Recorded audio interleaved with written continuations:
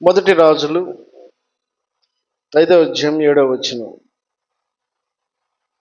మొదటి రాజులు 5వ అధ్యాయం 7వ వచనం. నీ ఏర్పాటు చొప్పున నేను నీ సేవకుల జీతము నీకిచ్చేదను అనెను. హీరాము సొలొమోను చెప్పిన మాటలు విని బహుగా సంతోషపడి ఈ గొప్ప జనమును ఏలుటకు జ్ఞానము గల కుమారుని దావీదునకు దయచేసిన యెహోవాకు ఈ దినమున స్తోత్రము కలుగునుగాక అని చెప్పి చాలండి. మొదటి వచనాన్ని కూడా చదువుదాం. తరువాత తూరునకు రాజైన హీరాము తన తండ్రికి బదులుగా సొలొమోను పట్టాభిషేకము నొందెనని విని తన సేవకులను సొలొమోను నొద్దకు పంపెను. ఏలయనగా హీరాము ఎప్పటికీ దావీదుతో స్నేహముగా ఉండెను. చాలండి. ఇక్కడ హీరాము అనబడేటువంటి ఒక రాజు కనబడతా ఉన్నాడు. ఈ రాజు అన్యుడై ఉన్నటువంటి రాజు, దేవుణ్ణి ఎరగినటువంటి ఒక రాజు. దేవుణ్ణి ఎరిగినటువంటి దావీదుతో స్నేహాన్ని కలిగిన వాడై, ఆ స్నేహము అంతటితో ఆగక తన కుమారుడైనటువంటి సొలొమోను అనబడేటువంటి వ్యక్తి దేవుడు ఎన్నుకున్నాడు, రాజుగా అభిషేకించబోతూ ఉన్నాడు అని తెలుసుకున్నటువంటి హీరాము సొలొమోను అనబడేటువంటి వ్యక్తిని తన తండ్రితో ఉన్నటువంటి స్నేహాన్ని బట్టి, సొలొమోను అనబడేటువంటి వ్యక్తి అభిషేకానికి ముందుగానే సొలొమోను మాటకు చాలా విలువిచ్చిన వాడై సొలొమోనును గణపరచడానికి ఇష్టపడుతున్నాడు. 7వ వచనంలో రాయబడిన మాట అదే కదా. ఈ ఏర్పాటు చొప్పున నేను నీ సేవకుల జీతము నీకిచ్చెదను. హీరాము సొలొమోను చెప్పిన మాటలు విని బహుగా సంతోషపడి ఈ గొప్ప జనమును ఏలుటకు జ్ఞానము గల కుమారుని దావీదునకు దయచేసిన యెహోవాకు ఈ దినమున అదండి ఒక అన్యరాజు దేవునికి స్తోత్రం చెల్లిస్తూ ఉండాడు, దేవుణ్ణి మహిమపరుస్తూ ఉండాడు. సొలొమోనును బట్టి, దావీదును బట్టి దేవుని నామాన్ని మహిమపరుస్తూ ఉన్నాడు. కారణం ఏంటి? దావీదు అనుకున్నాడు తన మనసులో, నేను దేవునికి ఒక మందిరాన్ని కట్టాలి అని అనేటువంటి ఒక తలంపు దావీదు యొక్క తలంపుల్లోకి వచ్చినప్పుడు దేవుడు విని దాన్ని బట్టి సంతోషించిన వాడై, దావీదు నీవు కాదు, నువ్వు సమకూర్చు, ఆ మందిరాన్ని నీ కుమారుని చేత నేను కట్టించుకుంటాను అని వాగ్దానం ఇచ్చినటువంటి ఆ గొప్ప దేవుడు ఆ వాగ్దానాన్ని స్థిరపరచు నిమిత్తమై, అంటే దావీదుకి కుమారుడుగా సొలొమోను పుట్టక మునిపే దావీదుతో దేవుడు ఒక నిబంధన చేశాడు, ఒక వాగ్దానాన్ని ఇచ్చాడు. నేను నీ కుమారుని చేత నేను ఒక మందిరాన్ని కట్టించుకుంటాను, అంత మాత్రమే కాదు, నీ రాజ్యపు అధికారాన్ని నీ కుమారునికి నేను ఇస్తాను, నీ కుమారుని తరతరాలను నేను దీవిస్తాను అని సొలొమోను పుట్టక ముందే దేవుడు వాగ్దానాన్ని చేశాడు. ఎక్కడుందన్నమాట? చదువుదామా? మొదటి రాజుల గ్రంథము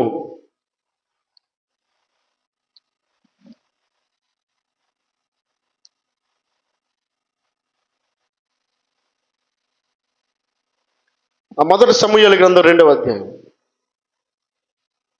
1 సమూయేలు గ్రంథం 7వ అధ్యాయం 2వ వచనం.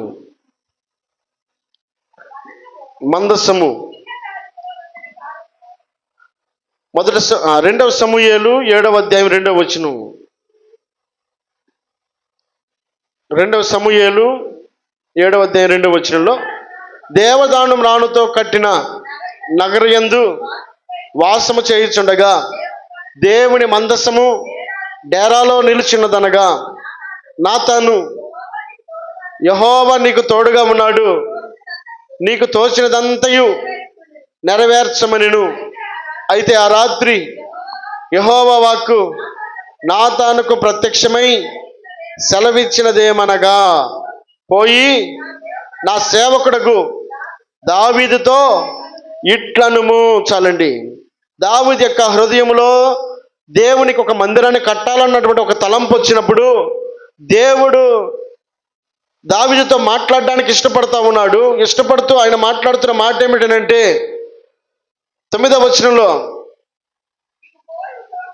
నీవు పోవు చోటనెల్లను నీకు తోడుగా ఉండి నీ శత్రువులందరినీ నీ ఎదుట నిలవకుండా నిర్మూలన చేసి లోకములోని గనులైన వారికి కలుగు పేరు నీకు కలుగు చేసి ఉన్నాను. మరియు ఇశ్రాయేలీయులను నా జనులు కదిలింపబడకుండా తన స్వాస్థ్యములందు నివసించినట్లు దాని యందు వారికి నాటి పూర్వము ఇశ్రాయేలీయులు అను నా జనుల మీద నేను న్యాయాధిపతులను నియమించిన తర్వాత జరుగుచూ వచ్చినట్లు దుర్బుద్ధి గల జనులు ఇకను వారిని కష్టపెట్టక ఉండినట్లుగా చేసి నీ శత్రువుల మీద నీకు జయమిచ్చి నీకు నెమ్మది కలుగు చేయుచున్నాను. మరియు యెహోవానగు నేను నీకు తెలియజేయునదేమనగా నేను నీకు సంతానము అంటే అంతకుముందు సంతానం ఉందా? ఎప్పుడు అంటున్నాడు? దావీదుకి ఎవరు పుట్టక మునిపే దావీదుతో దేవుడు ఇస్తున్నాడు ఒక వాగ్దానం. ఏమంటున్నాడు? నేను నీకు సంతానమునిచ్చెదను, నీ దినములు సంపూర్ణమగినప్పుడు నీవు నీ పితరులతో కూడా నిద్రించిన తరువాత నీ గర్భములో నుండి వచ్చిన నీ సంతతిని హెచ్చించి రాజ్యమును అతనికి స్థిరపరచెదను. అతడు నా నామ ఘనత కొరకు ఒక మందిరమును కట్టించును. అతని రాజ్య సింహాసనమును నేను నిత్యముగా స్థిరపరచెదను. చాలండి. సొలొమోను పుట్టక ముందే తండ్రి అయినటువంటి దావీదు యొక్క ఆలోచన దేవుణ్ణి మెప్పించింది, దేవుడు సంతోషించేటట్లుగా చేసింది. దేవుని కోసం ఒక మందిరం కట్టాలన్న ఒక తలంపు బిడ్డల పుట్టక మునిపే దావీదు హృదయంలో ఉంటే దేవుడు దాన్ని ఆశీర్వదించి దావీదుతో చెప్తున్న మాట, ఇదిగో నీవు నీ దినములు పూర్తయినప్పుడు నీ పితరులతో కూడా నిద్రించిన తర్వాత, నీ చనిపోయిన తర్వాత నీ గర్భంలో నుండి వచ్చిన పిల్లలు ఎవరైతే ఉన్నారో వారిలో నేను రాజ్యాన్ని స్థిరపరుస్తాను అని సెలవిచ్చినటువంటి ఆ దేవుడు మనం ఇందాక చదువుకున్నటువంటి మాటలో ఏమని, సొలొమోను భక్తుడు హీరాము అనబడేటువంటి రాజు దగ్గరికి వచ్చినప్పుడు హీరాము అనబడేటువంటి రాజు భక్తుడైన దావీదును బట్టి, అంత మాత్రమే కాకుండా తన కుమారుడైనటువంటి సొలొమోను యొక్క మాటలను బట్టి సంతోషించి ఆనందించి తన జ్ఞానాన్ని బట్టి ఏమన్నాడు? యెహోవాకు ఈ దినమున స్తోత్రము కలుగునుగాక అని అంటా ఉన్నాడు. దేవునికి స్తోత్రం చెల్లిద్దాం. హల్లెలూయా. దేవుణ్ణి మహిమపరచడానికి ఇష్టపడతా ఉన్నాడు, దేవుణ్ణి గణపరచడానికి ఇష్టపడతా ఉన్నాడు, దేవుని స్తుతించడానికి ఇష్టపడతా ఉన్నాడు. హీరాము అనబడేటువంటి ఒక అన్యుడు రాజు అయినటువంటి సొలొమోనును బట్టి దేవుని గణపరుస్తూ ఉన్నాడు, దేవుణ్ణి స్తుతించడానికి ఇష్టపడతా ఉన్నాడు. అంత మాత్రమే కాకుండా అక్కడ రాయబడినటువంటి ఒక మాట మనం చూసినట్లయితే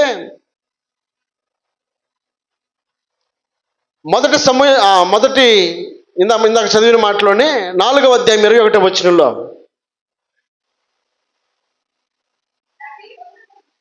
నది మొదలుకొని ఐగుప్తు సరిహద్దు వరకు ఈ మధ్యనున్న రాజ్యములన్నిటి మీదను ఫిలిష్తీయుల దేశమంతటి మీదను సొలొమోను ప్రభుత్వము చేసెను. ఆ జనులు పన్ను చెల్లించుచు ఆ సొలొమోను బ్రతుకు దినములన్నిటను అతనికి సేవ చేయుచు వచ్చెను. ఒక్కొక్క దినమునకు సొలొమోను భోజనపు సామాగ్రి ఎంత అనగా 600 తూముల సన్నపు గోధుమ పిండియు 1200 తూముల ముతక పిండియు కొవ్విన ఎడ్లు 10, విడి ఎడ్లు 20, 100 గొర్రెలను ఇవియు గాక ఎర్ర దుప్పులు, జింకలు, కొవ్విన బాతులను తేబడెను. చాలండి. ఈ రాజు అయినటువంటి సొలొమోనుకి అతను తినేటువంటి ఆహారము చాలా విలువైనటువంటి ఆహారంగా ఇక్కడ పరిశుద్ధ గ్రంథంలో రాయబడింది. దేవుడు ఎంతగా హెచ్చించాడు, ఎంతగా గణపరిచాడు. సొలొమోను యొక్క మాటలు అనేకులను మెప్పిస్తూ ఉన్నప్పుడు హీరాము అనబడేటువంటి రాజు అయినటువంటి సొలొమోనును బట్టి దేవుని గణపరచడానికి ఇష్టపడతా ఉన్నాడు. అంత మాత్రమే కాదు, సొలొమోను యొక్క ఆహారపు పరిస్థితులు మనం గమనించినప్పుడు ఎంతో విలువైనటువంటి ఆహారమును మనం చూస్తూ ఉన్నాం. యూఫ్రటీస్ నది మొదలుకొని ఐగుప్తు సరిహద్దు వరకు ఈ మధ్యనున్న రాజ్యములన్నిటి మీదను, ఫిలిస్తీన్ల దేశమంతటి మీదను సొలొమోను ప్రభుత్వము చేసెను. విస్తరించిపోయాడు సొలొమోన్. ఆ చివరి మొదలుకొని ఈ చివరి వరకు అతనికి అడ్డుగా ఎవరు కూడా లేరు. అతను ఎదురుగా నిలవబడ్డానికి ఎవరికి కూడా ధైర్యం చాలడం లేదు. సొలొమోను భక్తుడు దేవుడిచ్చిన వాగ్దానము, తన తండ్రికి ఇచ్చిన వాగ్దానమును దేవుడు నెరవేరుస్తూ ఉండగా, ఇదిగో నీ తర్వాత నీవు పితరులతో కూడా నిద్రించిన తర్వాత నీ గర్భమున పుట్టినటువంటి కుమారుని ద్వారా నేను రాజ్యాన్ని స్థిరపరుస్తానన్న దేవుడు అన్యుల చేత గణపరచబడతా ఉన్నాడు.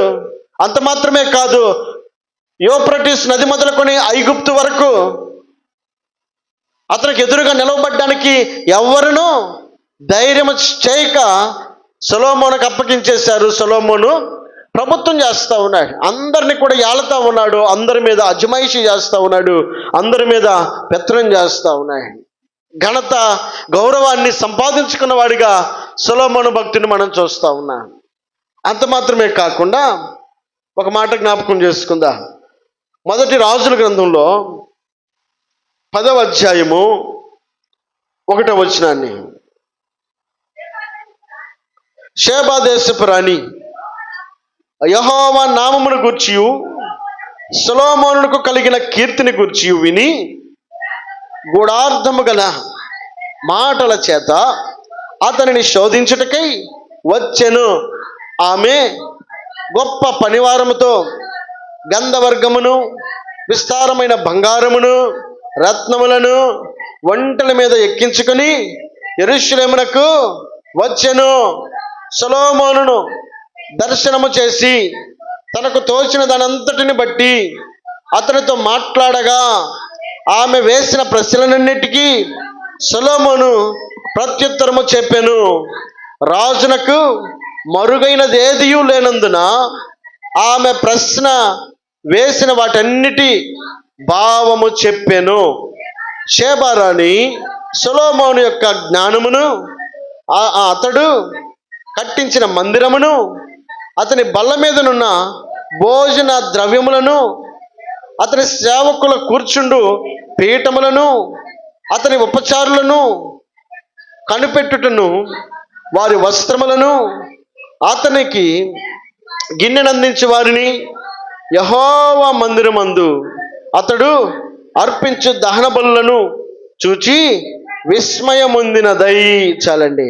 అన్ని గమనించింది షేబా దేశపు రాణి. ఒక రాణి మరొక రాజు దగ్గరకు వచ్చింది. కారణం ఏంటంటే, యూఫ్రటీస్ నది మొదలుకొని ఐగుప్తు వరకు అతడు ఏలుబడి చేస్తూ ఉన్నాడు, ప్రభుత్వం చేస్తూ ఉన్నాడు, అజమాయిషీ చేస్తూ ఉన్నాడు. అతని మాటలకి ఎవ్వరు కూడా జవాబు ఇవ్వలేనటువంటి మాటలు, జ్ఞానయుక్తంగా మాట్లాడుతున్నటువంటి మాటలను బట్టి ఆ నోట అందరికీ వెళ్ళిపోయింది.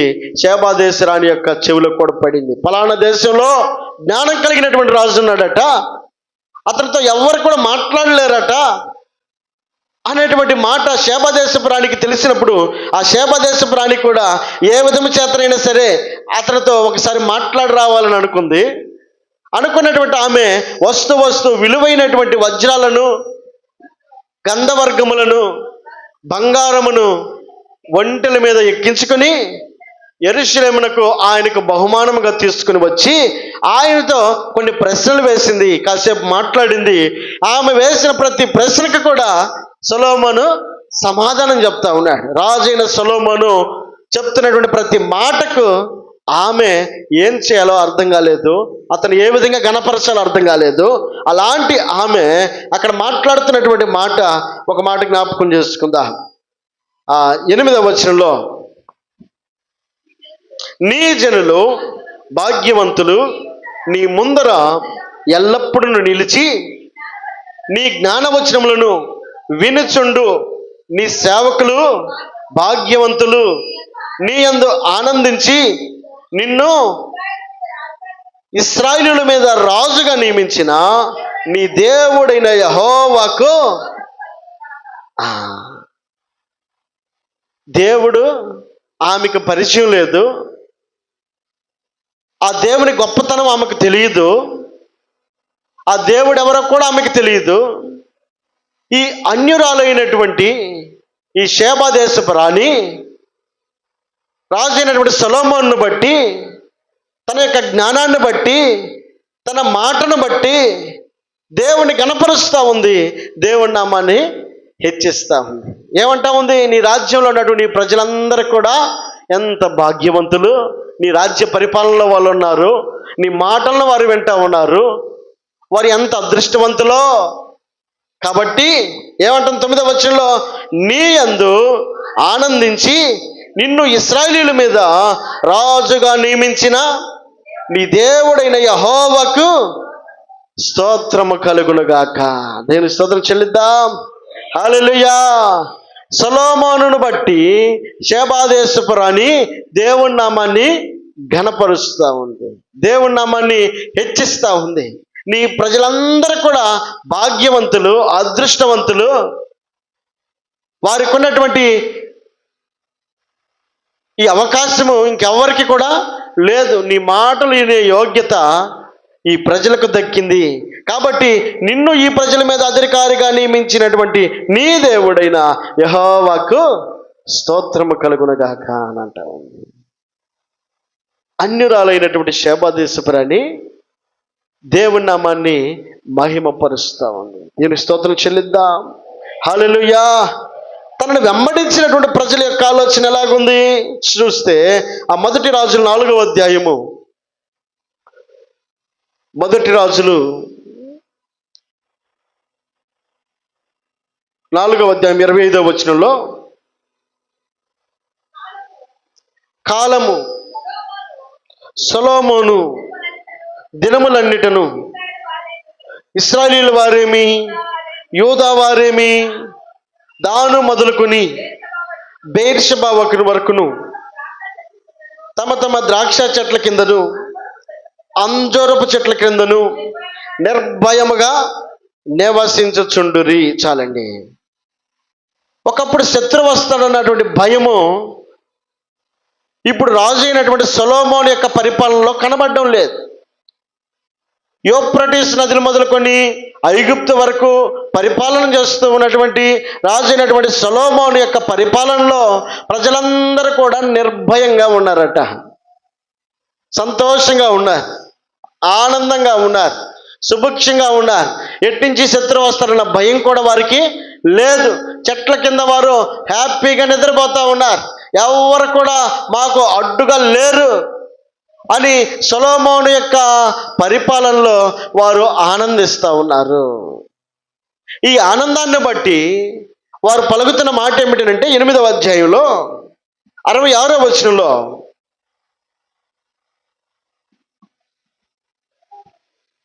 ఎనిమిదవ దినమున అతని జనులకు సెలవీయగా వారు రాజును పొగడి యెహోవా తన దాసుడైన దావీదునకు ఇశ్రాయేలీయులకు తన జనులకు చేసిన మేలంతటిని బట్టి సంతోషించుచు ఆనంద హృదయులై తమ తమ గుడారములకు వెళ్ళిపోయిరి. ప్రజలందరట నిర్భయంగా నివసిస్తూ ఉన్నటువంటి సొలొమోను యొక్క పరిపాలన బట్టి ఆనందముతో ఏమంటున్నారు? అతడు జనులకు సెలవీయగా వారు రాజును పొగుడుతున్నారు రాజుని. అయ్యా, నీ పరిపాలనలో మేము సంతోషంగా ఉన్నాం, నిర్భయంగా ఉన్నాం. అనేకులు నిన్ను చూసి ఘనపరుస్తూ ఉన్నారు, నిన్ను గొప్ప చేస్తూ ఉన్నారు. నీ పరిపాలనలో మేము ఉన్నందుకు మేము ఎంతో ఆనందిస్తూ ఉన్నాం. అన్యులు సైతం నిన్ను ఘనపరుస్తూ ఉన్నారు. కాబట్టి నువ్వు మాకు దొరకటం మా అదృష్టం అని అనుకుంటా ఉన్నారు. దేవుని నామాన్ని గొప్ప చేయడానికి దావీదు ఆసక్తి చూపిస్తూ ఉండగా దేవుడు తన కటాక్షమును అనుగ్రహించి సొలొమోను అనబడేటువంటి తన కుమారునికి ఈ రాజ్యాధికారాన్ని ఇచ్చి సొలొమోను వెంట నిలిచిన వాడై ఉన్నాడు. ఈ జ్ఞానమంతా కూడా ఎక్కడి నుంచి వచ్చింది? ఈ జ్ఞానాన్ని ఏ విధంగా సంపాదించగలిగాడు? షేబదేశపు రాణి తన మాటలకు ఏం మాట్లాడాలో అర్థం కాక దేవుడి నామాన్ని ఘనపరిచి వెళ్ళిపోయిందట. అంత మాత్రమే కాదు, ఆయన మాటలకు హీరామో అనబడేటువంటి అన్యుడై ఉన్నటువంటి రాజు దేవుణ్ణి ఘనపరిచి వెళ్ళిపోయినట్లుగా మనం చూస్తూ ఉన్నాం. రాజులు సైతం ఘనపరచబడేటట్లుగా సొలొమోను జీవితంలో కారకుడు ఎవరు అని అంటే అక్కడ ఒక మాట జ్ఞాపకం చేసుకుందాం. మొదటి రాజుల గ్రంథము 3వ అధ్యాయము 6వ వచనం నుండి. మొదటి రాజుల గ్రంథం 3వ అధ్యాయము 6వ వచనం నుండి.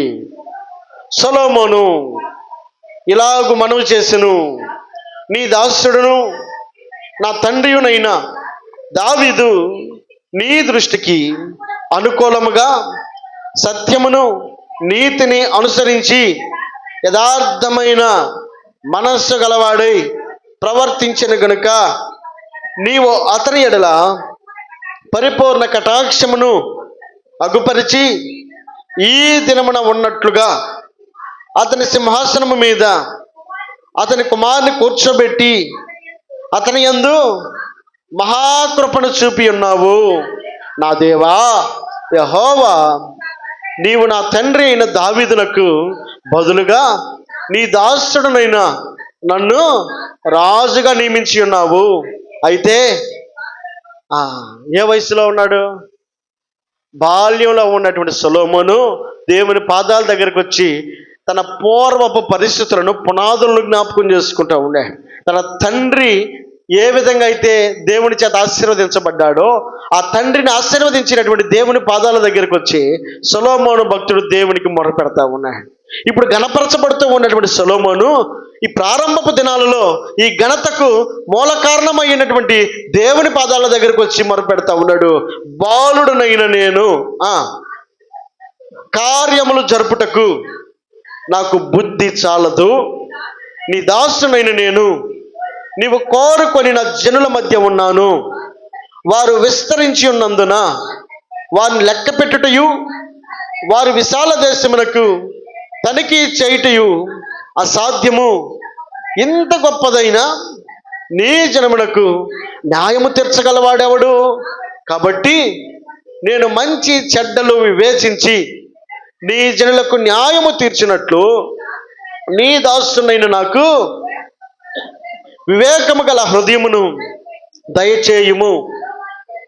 సొలొమోను చేసిన ఈ మనవిని ఆ ప్రభువునకు అనుకూలమాయను గనుక దేవుడు అతనికి ఇలాగు సెలవిచ్చెను, దీర్ఘాయువునైనను ఐశ్వర్యమునైనను శత్రుల ప్రాణమునైనను అడుగక న్యాయమును అనుగ్రహించుటకు వివేకమును అనుగ్రహించుమని నీవు అడిగితివి.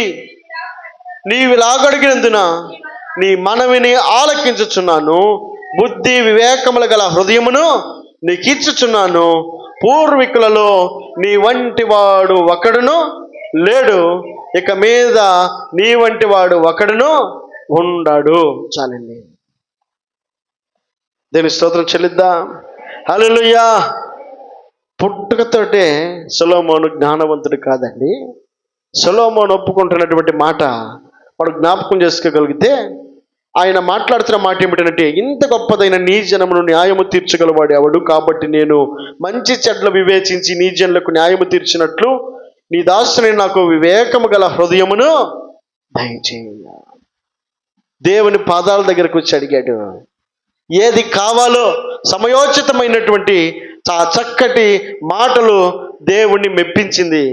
కాబట్టి దేవుడు ఆశీర్వదించి సొలొమోను తన జ్ఞానము నలుదిశలా తెలియపరచబడేటట్లుగాను, అనేకులను పరిపాలించేటువంటి రాజుగాను నియమించుటకు గల కారణం సొలొమోను యొక్క తగ్గింపు, సొలొమోను యొక్క విధేయత, సొలొమోను యొక్క భక్తి జీవితము, సొలొమోను యొక్క ప్రార్థన సుస్పష్టంగా మనకు కనబడతా ఉంది.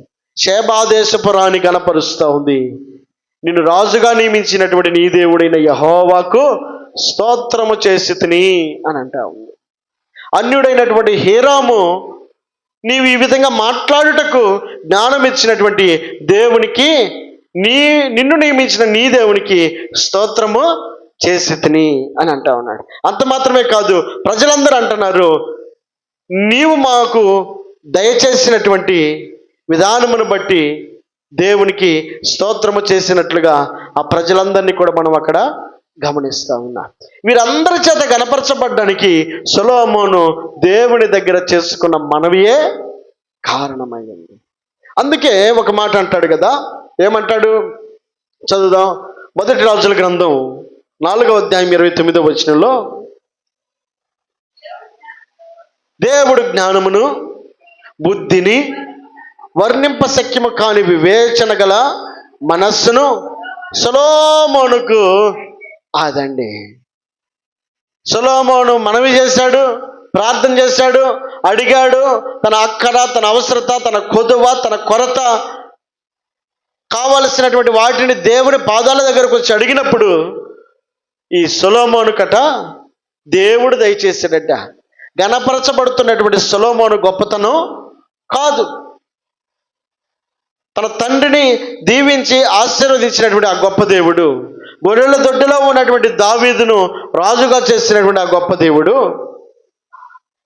ఆ తండ్రికి కుమారుడిగా పుట్టినటువంటి సొలొమోనును ఈ విధంగా గణపరచబడ్డకు షేబా దేశపు రాణి గుర్తిరిగింది, ఇదిగో నీ దేవుడే నీకు సహాయకుడిగా ఉన్నాడని. హీరామ్ అంటున్నాడు, నీ దేవుడే నీకు సహాయకుడిగా ఉన్నాడంటున్నాడు. వీటన్నిటికీ పునాదులు వేసుకున్నటువంటి వాడు సొలొమోను దేవుని పాదాల దగ్గరకు వచ్చి దేవునికి మనవ చేసుకున్న మనవనంతటిని బట్టి వాక్యం సెలవిస్తున్నమాట, దేవుడు జ్ఞానమును బుద్ధిని వర్ణింపశక్యము కాని వివేచన గల మనస్సును సొలొమోనుకు దయచేసెను. ఏ గొప్పతనం సొలొమోనుకు గణపరచబడతా ఉన్నాడో, ఏ గొప్పతనాన్ని బట్టి సొలొమోను హెచ్చింపబడతా ఉన్నాడో, ఈ గొప్పతనం అంతా కూడా దేవుని పాదాల దగ్గరికి వచ్చి పొందుకున్నదే. ఇంకేమంటాడు?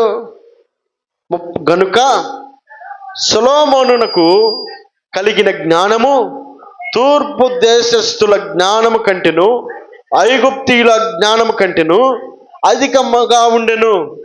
అతడు సమస్తమైన వారి కంటెను యజ్రాహీయుడైన ఏతాను కంటెను మహోలు కుమారులైన హేమాను కల్కోలు వారి కంటెను జ్ఞానవంతుడై ఉండెను. గనుక అతని కీర్తి చుట్టనున్న జనములన్నిటిలో వ్యాపితమాయెను, అనేక చోట్లకు విస్తరించిపోయాడు. సొలొమోను పేరు చెప్పగానే అనేకులు తెలియనటువంటి వారు ఎవరు కూడా లేరు. ఆ విధంగా సొలొమోనును అనేక చోట్లకు వ్యాప్తి కలుగు చేశాడు. అతడు 3000 సామెతలు, మనకు దొరికింది కొన్ని సామెతలే, 31 సామెతలే మనకు దొరికాయి. ఆయన రాసింది 3000 సామెతలు రాశాడు. అవి దొరకల చరిత్రలో, ఎప్పుడో రాసినటువంటి ఆ సామెతలు 31 సామెతల అధ్యాయాలు మాత్రమే మనకు దొరికాయి. దొరికిన వాటిని మనం చదువుకుంటున్నాం. ఆ సామెతల్లో ఉన్నటువంటి జ్ఞానము అంత ఇంత కాదు. ఆ సామెతల గ్రంథం రాసింది సొలొమోను భక్తుడే. 1000ని మనకు దొరికింది కొన్నే. 1005 కీర్తనలు రాశాడట సొలొమోన్. మరియు లెబానులో నుండి దేవదారు వృక్షమునే గాని గోడలో నుండి మొలుచు హిస్సోపు మొక్కనే గాని చెట్లన్నిటిని గూర్చి అతడు వ్రాసెను. మరియు మృగములు, పక్షులు, ప్రాకు జంతువులు, జలచరములు అను వాటన్నిటిని గూర్చి అతడు వ్రాసెను. అతడి జ్ఞానపు మాటలు తెలుసుకొనుటకై అతడి జ్ఞానమును గూర్చి వినిన భూపతులందరిలో నుండి, జనులందరిలో నుండి మనుష్యులు సొలొమోను నొద్దకు వచ్చేది. చాలండి. ఈ భూమి మీద ఉన్నటువంటి జ్ఞానవంతులని పిలువబడుతున్న వారు భూపతులు, అంటే భూమి మీద పరిపాలన చేస్తున్నటువంటి అధిపతులే కానివ్వండి, ఎవరైతే గొప్పవారు ఉన్నారో వారందరూ కూడా సొలొమోను దగ్గరికి వెళ్ళిన వారే.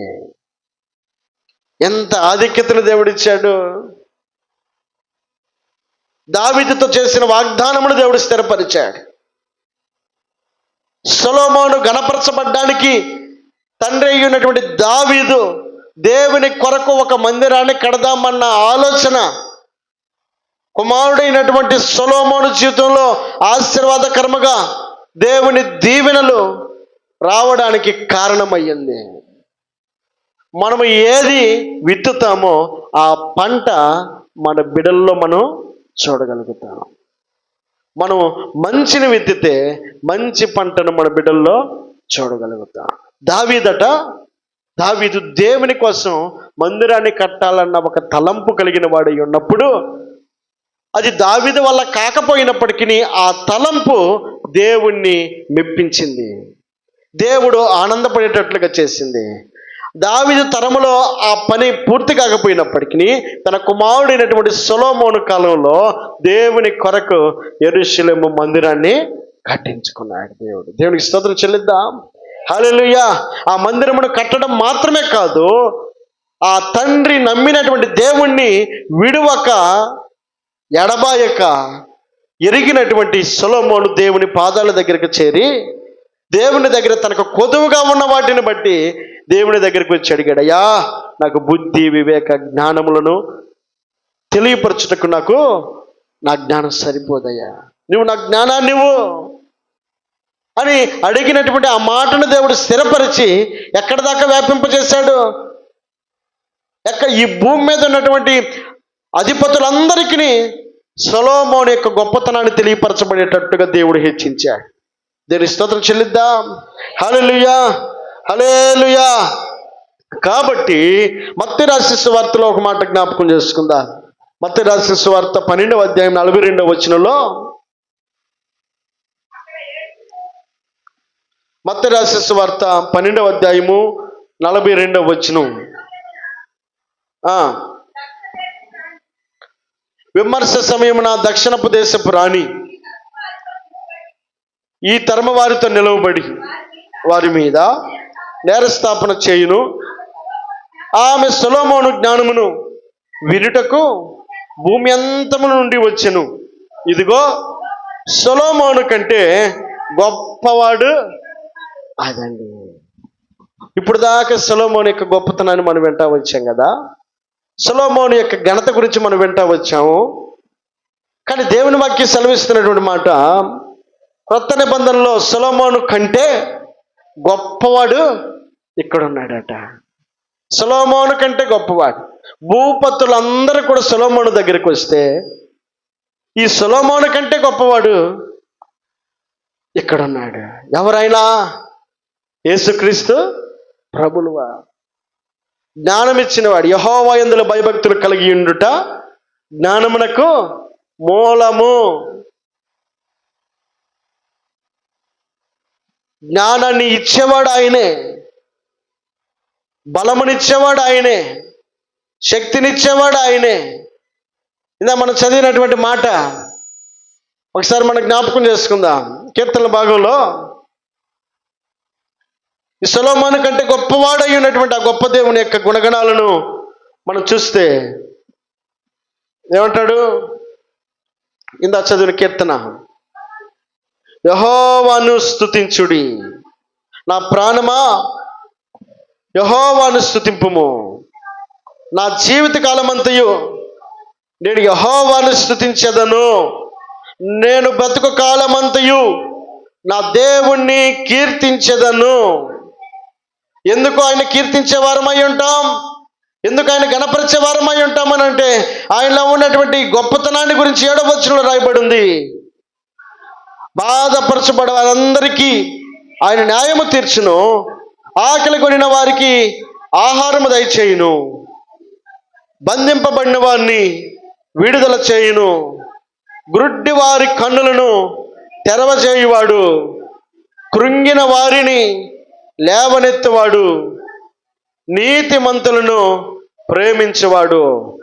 యెహోవా పరదేశులను కాపాడువాడు, తండ్రి లేని వారిని విధవరాండ్రను ఆదరించువాడు. భక్తిహీనుల మార్గము ఆయనకు వంకర మార్గముగా చేయును. యెహోవా నిరంతరము ఏలును. సియోను, నీ దేవుడు తరములన్నిటను రాజ్యము చేయును. రాజులందరికంటే రారాజై ఉన్నటువంటి దేవుడు. ఆయనలో ఉన్నటువంటి గొప్పతనాన్ని, సొలొమోను కంటే గొప్పవాడు ఇక్కడున్నాడు. ఆయన ఏం చేస్తాడు? ఆయన నీ పాపము నుండి పరిహరించేవాడై ఉన్నాడు, నీ శాపము నుండి పరిహరించేవాడై ఉన్నాడు, నీ బాధ బంధకముల నుండి విడుదల కలుగజేసేవాడై ఉన్నాడు, ఆయన న్యాయము తీర్చేవాడై ఉన్నాడు, ఆయన ఆహారమును దయచేవాడై ఉన్నాడు, ఆయన విడుదల కలుగజేయవాడై ఉన్నాడు, ఆయన నీ కన్నులను తెరజేయవాడై ఉన్నాడు, కృంగిన వారిని లేవనెత్తువాడై ఉన్నాడు, నీతిమంతులను ప్రేమించేవాడై ఉన్నాడు, పరదేశులను కాపాడువాడై ఉన్నాడు, తండ్రి లేని వారిని విధవరాండ్రను ఆదరించేవాడై ఉన్నాడు. సొలొమోను కంటే గొప్పవాడు ఇక్కడ ఉన్నాడు. నేను బలపరుస్తూ ఉన్నటువంటి ఆ గొప్ప దేవుడు ఈ మధ్యాహ్న కాల సమయంలో సొలొమోనుకు తోడుగా ఉన్న దేవుడు, దావీదుకు తోడుగా ఉన్న దేవుడు, అబ్రహాముకు తోడుగా ఉన్న దేవుడు, ఇస్సాకుకు తోడుగా ఉన్న దేవుడు, తన కుమారుడైనటువంటి యాకోబుకు తోడుగా ఉన్న దేవుడు ఈ మధ్యాహ్న కాల సమయంలో ఆయన మనకు దేవుడై ఉన్నాడు. యెహోవా దేవుడు కాగల జనులు ధన్యులు. ఈ మధ్యాహ్న కాల సమయంలో ఆ గొప్ప దేవుని కనుక నీవు ఆధారం చేసుకోగలిగితే, ఆయన మీద కనుక నువ్వు నమ్మిక ఉంచగలిగితే, మనుషులు నమ్ముకున్నట్టు కంటే యెహోవాను ఆశ్రయించటం మేలు అని దేవుని వాక్యం సెలవిస్తూ ఉంది. కీర్తనకారుడు అంటున్న మాట, రాజుల చేతనైనను నరుల చేతనైనను మనకు రక్షణ కలగదు, కానీ వారి నమ్మకొనకుడి, వారి ప్రాణము వెడలిపోవును, వారి మంటి పాలగుదురు, వారి సంకల్పములు వాగ్దానాలు చేస్తారు, అవి స్థిరపరిచే లోపే కనుమరుగైపోతారు. అవునా కాదా? మాట ఇచ్చాం, ఆ మాట నిలబెట్టుకునేటువంటి ఆ సమయం వరకు మనం ఉంటామో వెళ్ళిపోతాము. మనం అస్థిరులమై ఉన్నాం, స్థిరమైన వారము కాదు. కాబట్టి అస్థిరులమైనటువంటి మనము మనుషుల మీద ఆధారపడక మహోన్నతుడైనటువంటి దేవుని మీద ఆధారపడాల్సిన వారమై ఉన్నాం. ఒకవేళ సొలొమోను గనక తన తండ్రి మీదే ఆధారపడి ఉన్నట్లయితే, తండ్రి ఎంతకాలం ఉన్నాడు? కాలగర్భంలో కలిసిపోయాడు.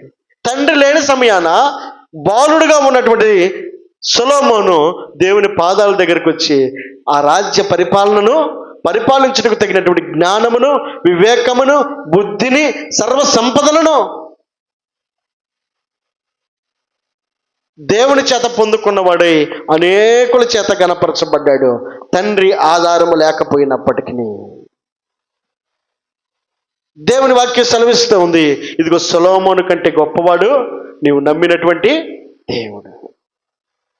అందరూ సొలొమోను గొప్పవాడు గొప్పవాడు గొప్పవాడు గొప్పవాడు అననటువంటి మనిషి లేడు, కానీ ఆ సొలొమోను కంటే గొప్పవాడు ఈ మధ్యాహ్న కాలంలో నీవు ఎరిగినటువంటి దేవుడు. ఆ సొలొమోనుకే జ్ఞానాన్ని ఇచ్చినటువంటి దేవుడు ఈ మధ్యాహ్న కాల సమయంలో నీకున్న పరిస్థితుల్లో ఆయన తోడుగా ఎందుకుండడు? నువ్వు ఆధారపడగలిగితే, అంతటి సొలొమోనే దేవుని పాదాల దగ్గరికి వచ్చి నాకు ఇది లేదయ్యా అని అడుగుతా ఉన్నాడు. దేవుడు దయచేయలేదా? దేవుడు ఇవ్వలేదా?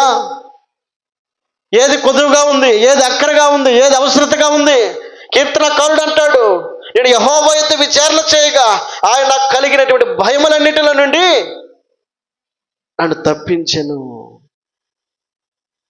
మనకు కలిగినటువంటి భయములన్నిటిలో నుండి ఏ భయము నిన్ను వెంటాడుతుందో, ఏ అక్కర, ఏ అవసరత, ఏ కొదువ, ఏ కొరత నీవు కలిగి ఉన్నావో, ఈ మధ్యాహ్న కాల సమయంలో సొలొమోను నమ్మినటువంటి దేవుడు, సొలొమోనుకి సహాయపడినటువంటి దేవుడు, సొలొమోను యొక్క పేరును నలుదిశలో వ్యాప్తి చెందించినటువంటి దేవుడు, సొలొమోను గొప్పతనాన్ని అనేకులకు పరిచయం చేసినటువంటి దేవుడు ఈ మధ్యాహ్న కాల సమయంలో నీకును దేవుడై ఉన్నాడన్న సత్యాన్ని గ్రహించి దేవుని మీద ఆధారపడగలిగితే తప్పక నమ్ముట నీ వలనైతే సమస్తమును సాధ్యపరిచే దేవుడు ఈ మధ్యాహ్న కాల సమయంలో నీతో మాట్లాడుతున్నాడు.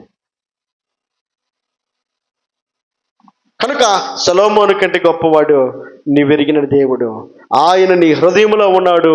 నువ్వు పిలిస్తే నీ ముందర నిలవబడి నీ మాటలు వినుటకు వేగిరపడేవాడు. ఐగుప్తులు ఇశ్రాయేలు ప్రజల యొక్క కన్నీటిని చూచిన దేవుడు వారు పెట్టిన మొరను విని మోషేతో అంటున్నాడు, మోషే, అక్కడ నా ప్రజలు కన్నీరు గారుస్తున్నారు, కాబట్టి వారి కోసం నేను దిగి వచ్చి ఉన్నాను అని మోషేను బలపరిచి వారికి తోడుగా ఇచ్చినవాడు ఆయన. ఈ మధ్యాహ్న కాల సమయంలో నువ్వు మొర పెడితే ఆయన అంటాడు, నాకు మొరపెట్టుము, నేను నాకు నిజముగా మొరపెట్టు వారికి నేను సమీపముగా ఉన్నాను. కాబట్టి ఆ గొప్ప దేవుణ్ణి కలిగి ఉన్నామన్న ధైర్యాన్ని నీవు ఎన్నడూ కూడా విడిచిపెట్టకూడదు. ప్రార్థన చేసుకుందాం.